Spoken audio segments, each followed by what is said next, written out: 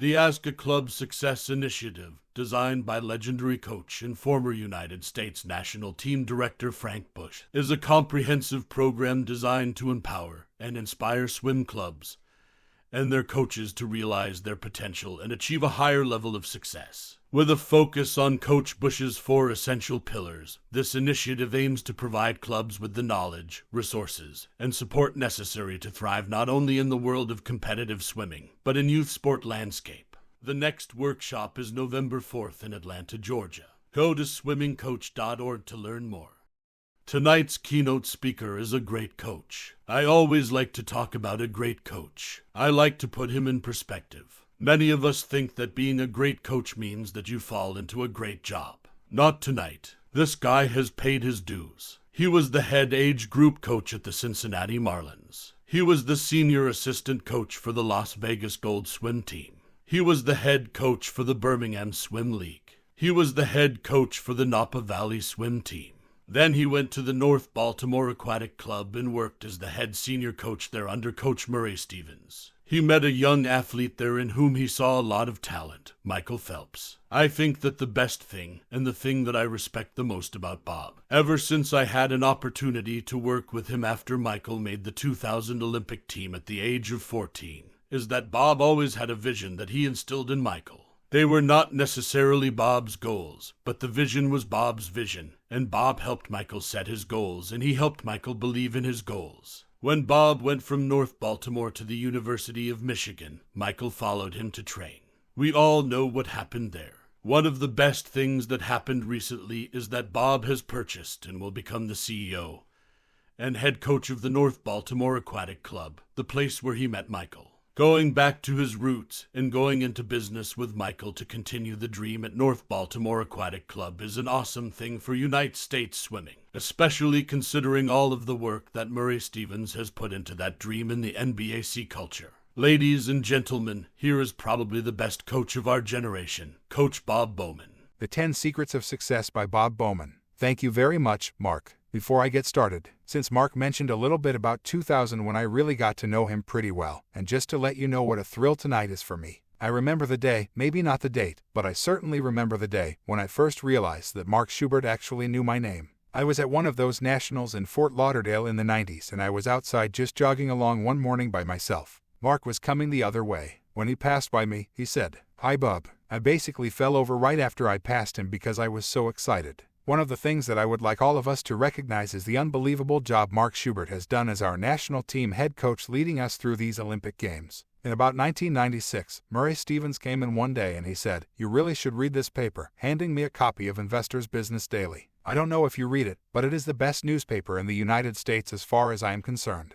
The thing that I like the most about it is that it has a section titled Leaders and Success. There, it lists 10 secrets for success. They are not really secrets, but we have posted these for years for our swimmers at North Baltimore. I use some of them at Michigan too. So, when I was thinking about what I could do for this talk that would not absolutely bore you to death, I thought maybe I could use those secrets as a framework within which to discuss some ideas about how we run our programs. Just some thinking about what makes somebody excel in their field. This talk is going to be based on the 10 secrets to success from Investor's Business Daily. Number 1, how you think is everything. Number 1 is the most important. How you think is everything. Always be positive. Think success as opposed to failure. You know, everybody knows that. But it is pretty hard to do sometimes. I know that for myself, I am a perpetual worrier. I am always worried about what could go wrong. On one of the first nights of our Olympic team training camp in Palo Alto, we heard a fantastic talk from a very smart man named Lou Tyson, and another guy, Pete Carroll, who is a pretty good coach himself, a football coach. When they spoke to us, Lou Tyson said, "Worrying is negative goal setting.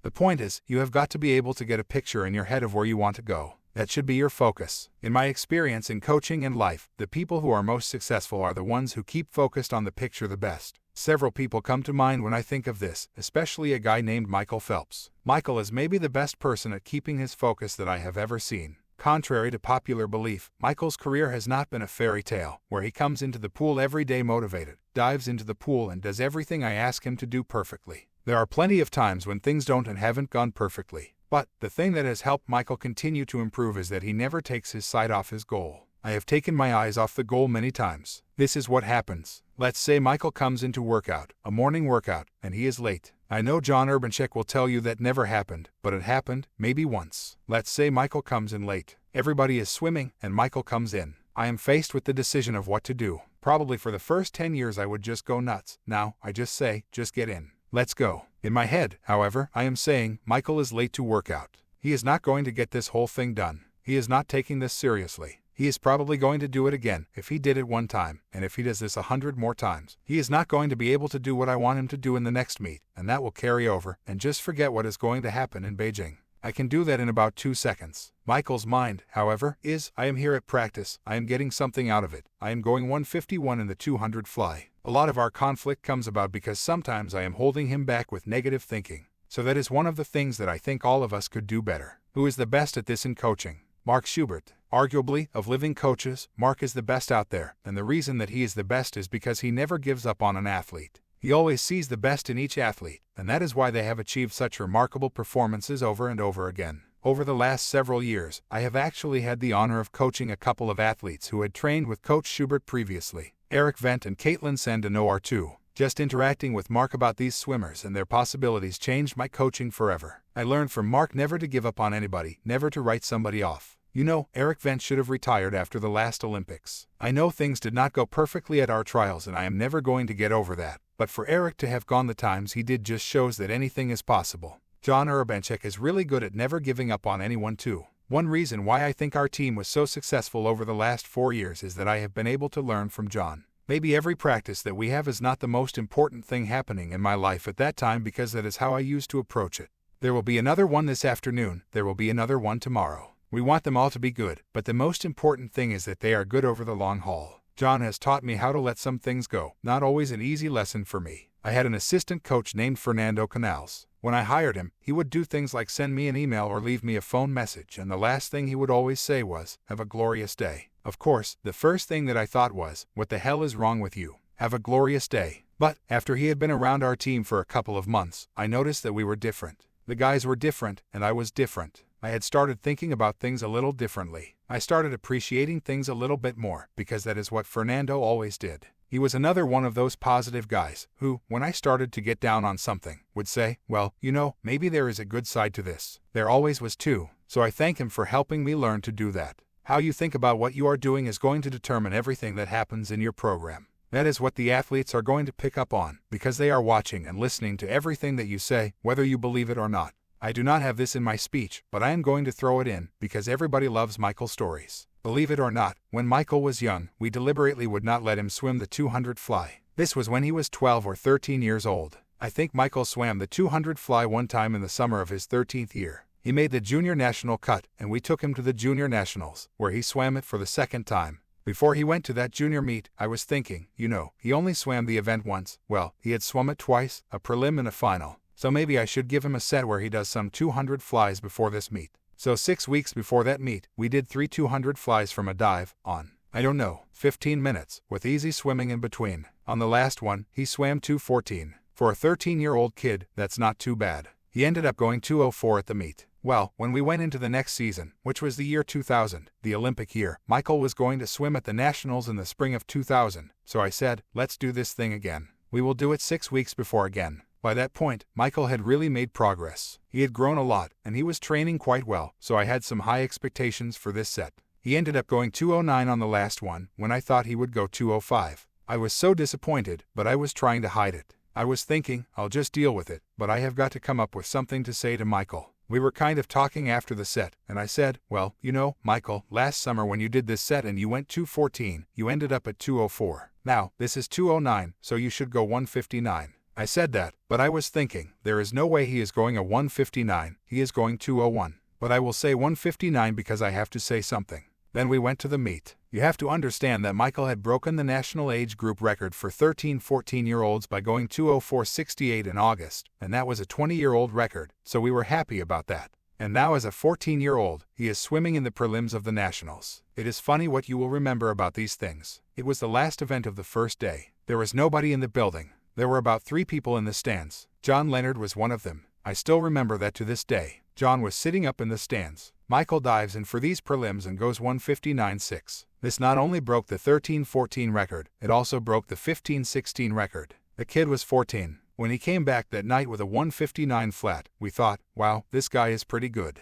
That is where this whole thing kind of started. The bottom line is that when Michael came out of the water, he did the first interview he had ever done with anybody. The first question they asked was, Michael, when did you first think you could break 2 minutes in the 200 fly? And he said, well, we did this set about 6 weeks ago, and my coach told me after the set that based on that set, I could break 2 minutes. I started thinking at that time, he really is listening. So, you have to be careful with what you say and how you think, because the swimmers are really going to follow you. Number 2, decide upon your true dreams and goals. Everybody knows that too, but have you really thought about it? I mean, what do you really want to do? I think you have to write goals down. There is something about that process commits you to them and makes you think more about them. I have done that, and I do that every season, just some goals for our group and a plan of where we would like to go. I think it has been publicized enough now that Michael writes his goals down every season. This is a process that he has done for a long time. Michael's goals are very specific, and his times almost always end up being what is written on the paper. We never really like to share what is written, and we never did.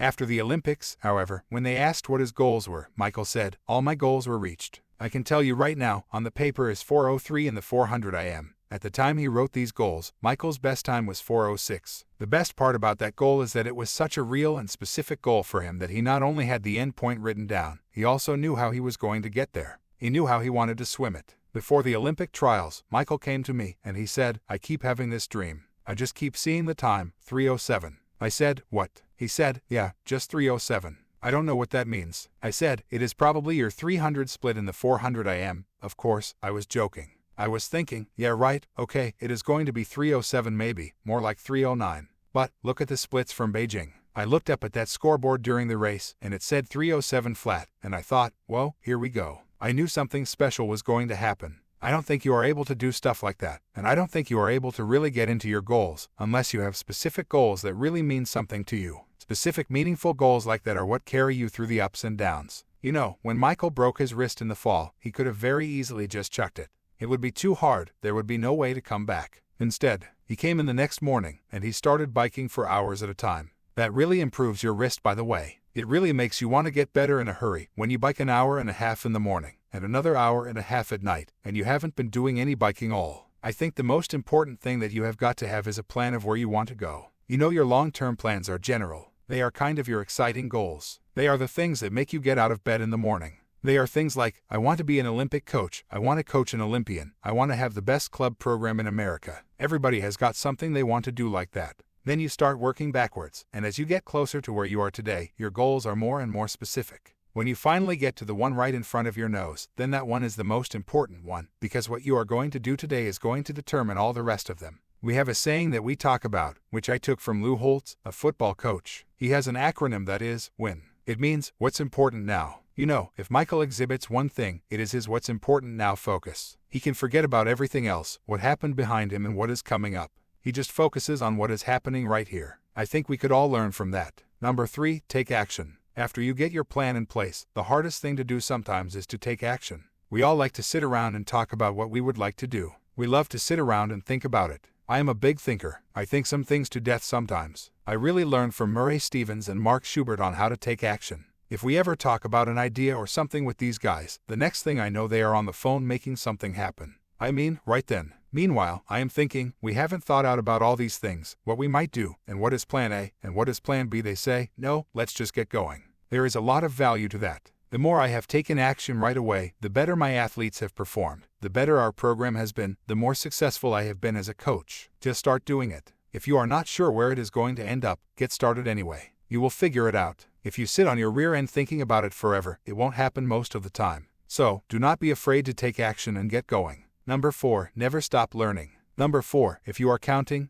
is never stop learning. I think the thing that I love most about the Olympic Games is the opportunity to really be around the best coaches in the world and the best athletes, just to learn. There is such a great spirit of cooperation. Everybody is willing to share things, and you always pick up something else that you can use. I remember riding on the bus to the Pan Pacs about 2 years ago. I was talking with Frank Bush, and I was really disappointed because, while our club team had had a lot of success in the last couple of years, my college team was terrible. My first 2 years at Michigan were pretty dismal with the college team because I had pretty much killed them in training.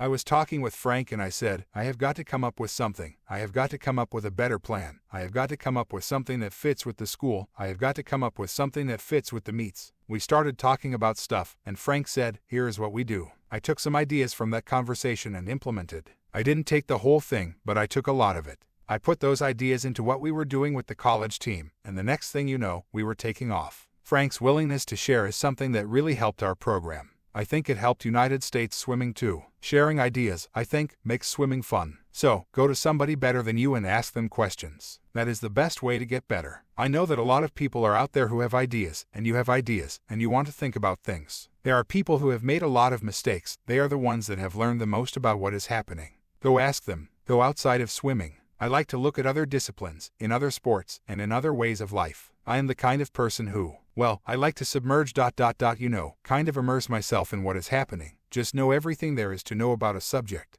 I like to know about several things, and one of the things that I like is horse racing. People are always asking me, what are the similarities between horse racing, training horses, and training swimmers? I always say there are none, because if you train the horses the way you train swimmers, you would kill them. That is partly true, but there are some things that I have taken from horse racing that have helped me in training my swimmers. When horses prepare for major races, like the Kentucky Derby, the way that they are trained includes some base level of work that they do, which we would equate to aerobic work. For them, it is galloping. They do that, and then maybe every fifth day, they do something that is called a work. And a work is a race at speed. It would be our max VO2. When the very good trainers are pointing a horse towards a race, there is a pattern to that, and each of the works is different. Each one leads to the next one in intensity or duration. They vary it a certain way. Invariably, about 1 week before the race, the very best trainers that I have seen have what they call super serious work. That means the horse is going to go out and he is going to run as hard as he can run. That is something horses do that you do not do very often. It is always done very carefully because there is a danger that the horses will hurt themselves.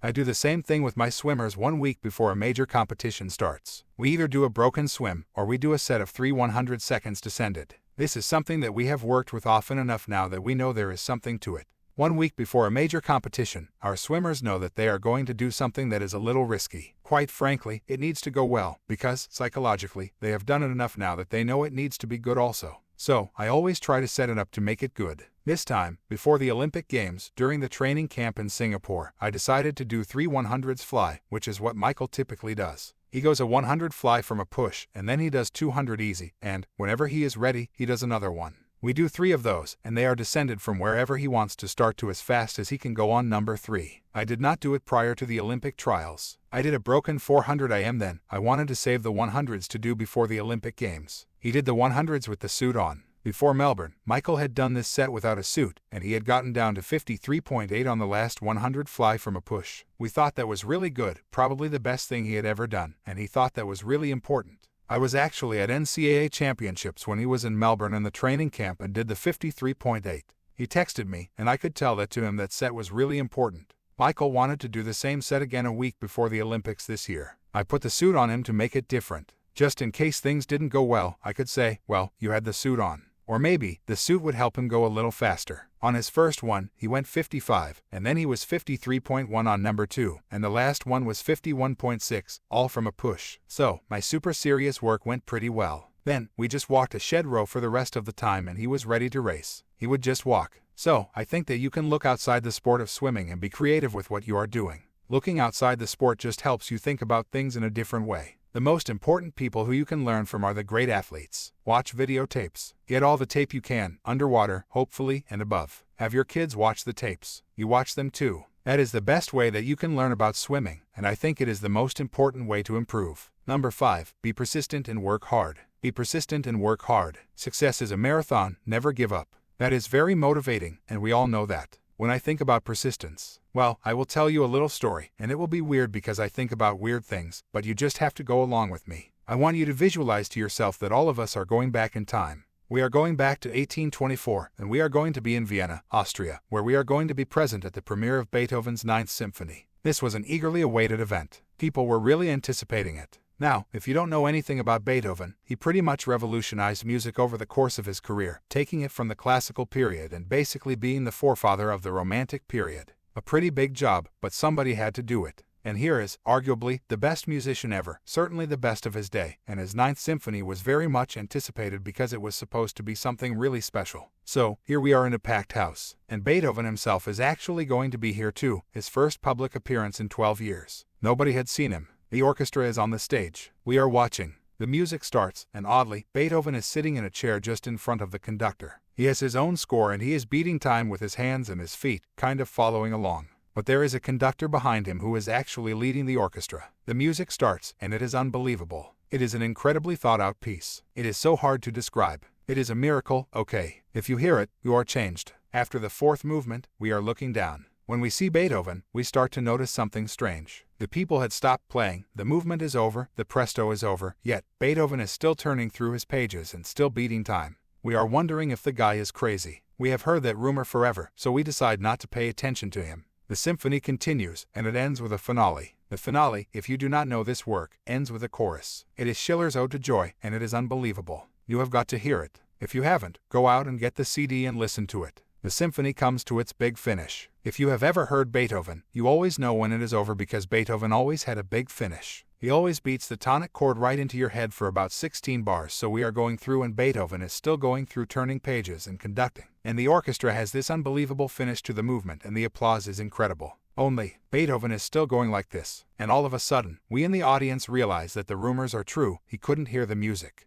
Arguably the greatest piece of music ever written was written by a guy who never heard it. He was deaf. Then, the really incredible part, the soloist comes over and asks Beethoven to stand up and turn around, because he couldn't hear the applause. The applause, by the way, was so great that the police were called in fearing that people were rioting. Do you think there was some problem solving involved in Beethoven's life? Maybe, some frustration. Some dealing with frustration. Whenever I get to the end of my rope, and I feel like I can't take any more, and I am just fed up, and I can't do any more, I go in and I put on that symphony, and then I realize that I haven't even scratched the surface of what is possible. I invite every one of you to get that CD and listen to it. You will be changed. Wow, that was kind of heavy. Sorry, I will move on. Number 6, learn to analyze details. Learn to analyze details. The higher up you go, the more the little things matter. The little things are very, very important. Get all the facts. One of the little sayings that I like to tell my swimmers or parents, when I deal with them, I am back in that business these days, is that everybody is entitled to their own opinions, but they are not entitled to their own facts. They love that. It's my favorite. The facts are the things upon which you can make a good decision.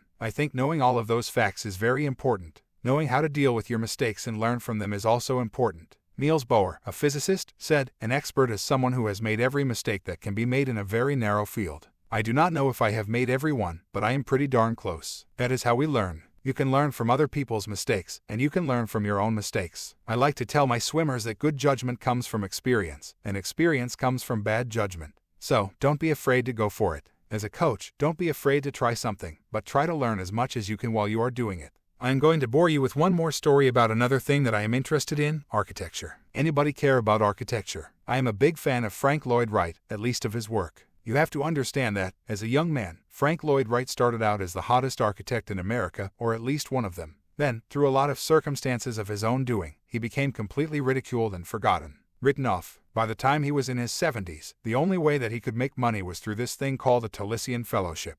Young aspiring architects came there to live and study with him, and he charged them. That is the way he made money, because he wasn't getting any clients. He couldn't get anybody to commission him to do anything. Finally, someone came to him and said, "We have this property in Pennsylvania. There is this stream running through it. We really love to go there and picnic. We would like to have a vacation home there. Could you come up with something for us?" Frank Lloyd Wright was excited to have a client, so he said, "Of course, we can do it." Immediately, he took all his fellows down to Pennsylvania to this place called Bear Run, and he had them do a very detailed map of the site, every rock, every tree, every elevation, everything there was to know about it. They did the detailed plan, and when he had it exactly the way he wanted it, they went back to Wisconsin, where they were based. For 3 months, Wright did absolutely nothing. The fellows sat around twiddling their thumbs, saying, "We have this job, and the old man is not doing anything. He really is crazy." Well, after 3 months, the client called one day. Mr. Wright walked into the studio, where he picked up the phone, and just said, "Oh." The client was then 2 hours away from where they were. The client wanted to stop by and see the plans for his house. This was the only client they had. Mr. Wright said, "E.J., Edgar J. Kaufman commissioned the work. It is so good to hear from you. We would love to have you. Come on down." And he hung up the phone. The students were saying, "Are you nuts? He is 2 hours away from here, and you haven't done anything." Mr. Wright sat down at his drafting table and he started to draw. His assistant sat there and handed him sharp pencils. That is what they did. Frank Lloyd Wright started doing his thing. He did a first floor plan, and he did a second floor plan. It wasn't just a plan. It was a plan that had every tree and every rock that were on that property. And he did it from his head. While they thought he hadn't been doing anything, he had been memorizing every detail of that site for 3 months. In 2 hours' time, he had falling water drawn on the paper. The minute that he finished with the final elevation, the owner walked in. "Mr. Wright," said his secretary, "Mr. Hoffman is here to see you." Frank Lloyd Wright got up and said, "EJ, it is so good to see you. We have been waiting on you. Come, check out your summer cottage." Now, if you don't know anything about this house, look it up. Falling water is the greatest piece of modern architecture ever. Seeing this place is like listening to Beethoven's music. Do it, and you will be changed. If you listen to Beethoven, you will be changed. If you go to Falling Water in Pennsylvania, not far from Pittsburgh, you will be changed by being there. But the inspiration didn't happen before the perspiration. I noticed today, particularly with a lot of young coaches, that they want to get to the end. They want to have the thing that is exciting and inspiring and makes us all want to get up out of bed in the morning to see and be part of. What they don't realize is that the road to get there is much longer and much more tedious and much more frustrating than it appears from the outside. So, I think that it is very important to know your facts, to know the details, and to have a plan to get there and a way to get there. 7. Focus your time and money. Focus your time and money. Don't let other people or things distract you. If you know where you want to go, then put your resources there. Michael Phelps never, not one time ever, has come to me and said, "I want to win 7 gold medals. I want to win 8 gold medals." He has not said he wants to win anything, except for 1 gold medal the last time. Michael's only goal, his overriding goal, other than the times, is to push himself as far as he can and to change the sport in this country. To those ends he focuses all his energy. I am so proud of him because the $1 million bonus he just got from Speedo for winning 7 gold medals, he just put into a foundation, a charitable foundation that is going to go to help spread grassroots swimming programs all over this country. And, because Michael has chosen to take a risk and do those kinds of things, we are all going to benefit, not just him, but a lot of people. There is a whole team of people who have kind of believed and worked and dreamed. I think that is what you have to do. Once you decide where you are going, focus your time on it. The most important things you can give are your attention and your time. 8. Don't be afraid to innovate. Don't be afraid to innovate. Following the herd is a sure way to mediocrity. You are supposed to breathe every other stroke on butterfly. Of course you are. There are people in here today who believe that to the bottom of their heart. I am here to tell you, no you don't. And I have got a few reasons why I believe that. But I did not always believe as I do now. When I came up, breathing every other stroke is what I thought too, and I said, you have to breathe every other stroke on butterfly. When I coached Michael Phelps when he was 11, I spent most of my time in practice, whenever he was doing butterfly, making him breathe every other stroke. He didn't want to do it, but he did it because I said, we will start over if you don't. After a year, I realized that if I was going to keep that up, I would probably just die. It was so distracting, so exhausting. Here we had this kid who was so talented. So I thought, I've got a lot more battles to fight. I'm just letting this one go. There was a reason he wanted to breathe every stroke. He had a better rhythm. After some years of analysis, I can see that his stroke is better when he breathes every stroke. His kick is more efficient when he breathes every stroke because of the way his body is built. So, you cannot be afraid to go with something that everyone else says is wrong. We like to train short course. About 8 years ago, we were told we were absolutely nuts if we ever thought there would be a short course warm-up pool at the Olympic trials, because we were swimming long course and the only way to success is long course, long course, long course. Well, I went to North Baltimore, and I watched Anita Nall break 2 world records in the 200 breaststroke in 1 day. For a whole year before that, she only swam 1 long course 100, 2 days before she got into a long course pool at the trials. She pushed 100 and that was it. I thought there were benefits to swimming short course. Now, because we have had some success, if you go to any of our training camps, you have to fight for time in the short course pool. Long course is always open. At the time, swimming short course was just something that we did in our program, and we believed really strongly in it. There are people out here who really are good innovators. You should talk to them and learn from them. I think Sean Hutchinson is one of the best innovators in our sport. He is one of our best thinkers. I had the good fortune to be his roommate through the Olympics. It was one of the best opportunities I have ever had to expand what I am doing mentally. I think you should look for those people and you should start learning. Sean also introduced me to South Park and Flight of the Conchords, a musical group from New Zealand. That is the only way that I maintain my sanity through the whole thing. Every night, after the Olympics, we would go back and watch an episode of South Park, which I had never seen before. Number 9, deal and communicate with people effectively. Deal and communicate with people effectively. One of the things I try to tell coaches is that as you become more experienced, you have to add to your toolbox things that you can use to motivate and communicate with athletes, parents, and people in general. I know that when I started my career, I had one tool, and that was a hammer. When all you have is a hammer, everything looks like a nail. With just hammers, we all run around beating people into submission. While that was very effective in many cases, it also became exhausting. It kind of kills your relationships with those people too. So, you have to start using other tools. You have to use pats on the back. You have to use logic. You have to use some emotional connection with what you are doing. You have to build a relationship of trust. None of the things that I have mentioned before work if you cannot get people to believe in what you are doing. You have to sell it to them. They are not just going to do it because the coach says do it. I guess the 10-year-olds will, but the college guys will not. Right, John Urbanchik? The college guys have to be kind of brought along. I think that one of the great honors that I have had in my career was the opportunity to coach Club Wolverine. There was such a wide variety of unbelievably talented athletes, all at different places. I mean, we had the college team which was at a certain place in their lives, and all kind of the same age, and all kind of going for the same goals. It was very easy to motivate them with team goals. We had our postgraduates, 10 people who were all kind of at very different places and all sort of self-centered. I don't mean that in a bad way. I think one of the things that you need to understand is that people who break world records are different from everybody else. That is why they do things that are different from everybody else. If you want to get into that business, if you want to get into the business of dealing with those people, then you have got to learn how to deal with them on an individual basis. I know that there was so much written on the websites and in the magazines about the incredible training environment at Club Wolverine. Those post-grads must just be like the Olympics every day. A couple of days were like that, right, John? Maybe 2 days. During the taper, we would joke that we had an 8-cylinder engine, but we never had all 8 cylinders firing on one day. Never. There would be 7.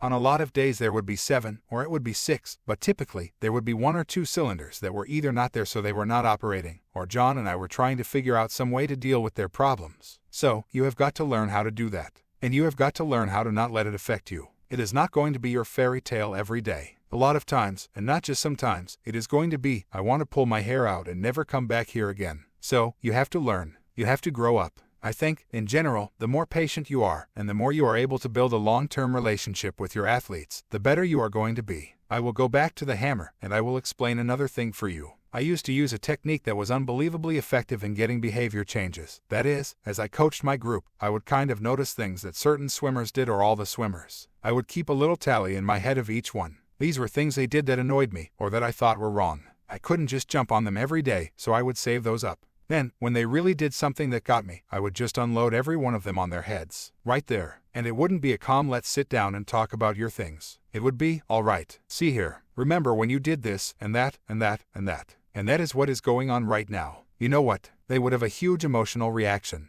And that is what I was trying to get. This technique was tremendously effective at getting a short-term behavior change, to get what I wanted. People loved me at swim meets because they swam really fast. The rest of the time, not so much love for me. I started to really think, what am I doing here? I thought to myself, you know, they put up these times, but, in the long run, does it really matter that this kid went 150 in the 200 free, and if I hadn't gone through all that he would have gone 152? But, he kind of hated his experience because it was just a struggle to come in every day because I was on him every second. Surely, there is a better way. And then I changed. I think that during my time at Michigan is when I really changed. The thing that I am most proud of about this summer, well, the Beijing Olympic Games are something that I cannot even really process or describe to you what my feelings are about that. The best thing that happened to me this summer was our Olympic trials with our team at Club Wolverine. We had 35 people at that meet. I thought back to 2004. In 2004, I had 13 people at the meet. 2 people swam amazing, 11 people swam horrible. I started thinking, you know, Michael is going to swim well no matter what, so you can't really count that as good coaching.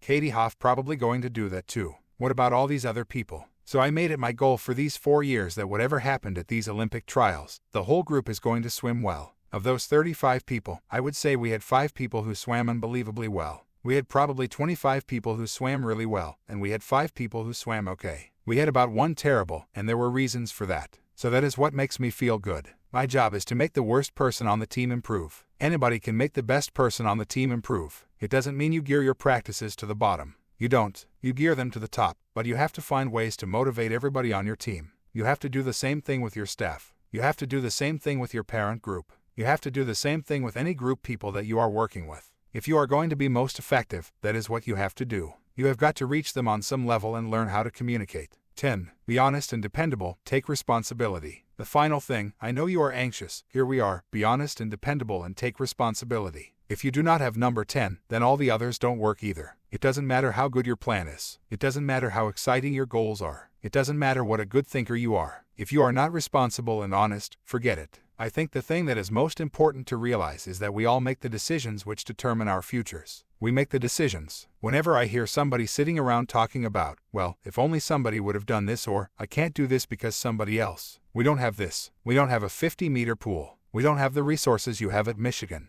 We don't have that. Everybody has limitations. Everybody looks and thinks the grass is greener somewhere else. It almost never is. You have everything that you need right here. I think that you are in charge of your attitude, which is the most important thing that you will ever have. I hope that as you leave here tonight and you start this clinic, which I think is always a great time to try some new ideas and get excited about what is coming up in this upcoming season. I hope that you will take this with you. You can achieve anything you want to achieve if you are willing to learn and learn to work with people, and if you are willing to communicate effectively. I hope that this clinic will be the start of something special for all of you. Thank you very much. It has been a pleasure.